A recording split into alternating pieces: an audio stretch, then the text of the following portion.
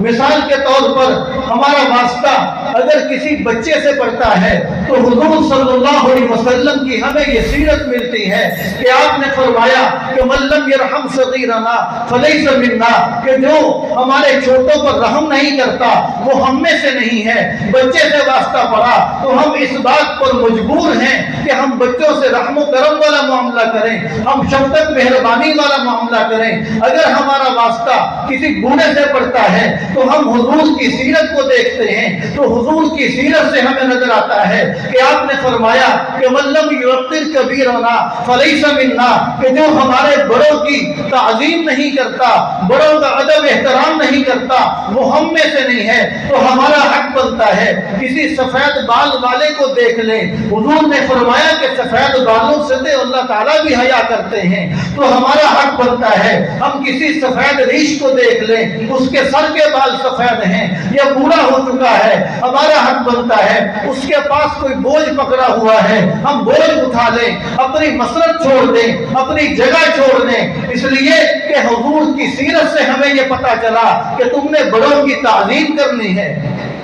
اور اگر ہمارا واسطہ کسی مزدور سے پڑتا ہے، کسی لیبر سے پڑتا ہے، تو آپ صلی اللہ علیہ وسلم کی سیرت کو ہم دیکھتے ہیں تو حضور نے فرمایا کہ دیکھو الکاسب حبیب اللہ، یہ مزدور ہے، یہ محنت کرنے والا ہے، یہ مزدوری کرنے والا ہے، اس کو حقیر نہ سمجھنا۔ الکاسب حبیب اللہ، فرمایا کہ یہ محنت مزدوری کرنے والا اللہ تعالیٰ کا دوست ہے۔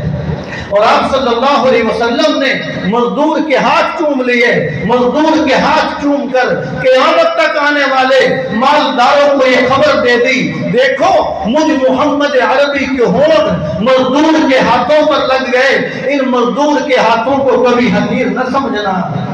اس لیے کہ یہ مزدور تمہیں اپنی خدمت دے رہا ہے۔ مزدور کو حقیر سمجھنے کا کوئی موقع نہیں ہے، کوئی وجہ نہیں ہے، اس لیے کہ مثال کے طور پر ہم کسی سونار کی دکان پر جاتے ہیں، ہم کسی ہیرے جواہرات بیچنے والے کی دکان پہ جاتے ہیں، ہم اس کو بڑی عزت کی نگاہ سے دیکھتے ہیں، یار اس کی سونے کی دکان ہے، اس کی ہیرے جواہرات کی دکان ہے۔ تو میرے دوستو، ہم اگر کسی مزدور سے مزدوری کرواتے ہیں تو سونے والے کے پاس ہم گئے، ہیرے جواہرات والے کے پاس ہم گئے، کیا ہوا؟ ہم نے مال دیا، اس نے ہمیں اس کے بدلے سونا دے دیا، ہیرے جواہرات دے دیے، ہمارا مزدور سے واسطہ پڑتا ہے تو ہم ایک مزدور کو مال دیتے ہیں، اس کے بدلے وہ بھی تو ہمیں اپنا وقت دے رہا ہے، اپنی صلاحیت دے رہا ہے، اپنی خدمت ہمیں دے رہا ہے، تو اس لیے کوئی وجہ نہیں ہے کہ آدمی مزدور کو حقیر سمجھے۔ حضور کی سیرت سے ہمیں یہ ملتا ہے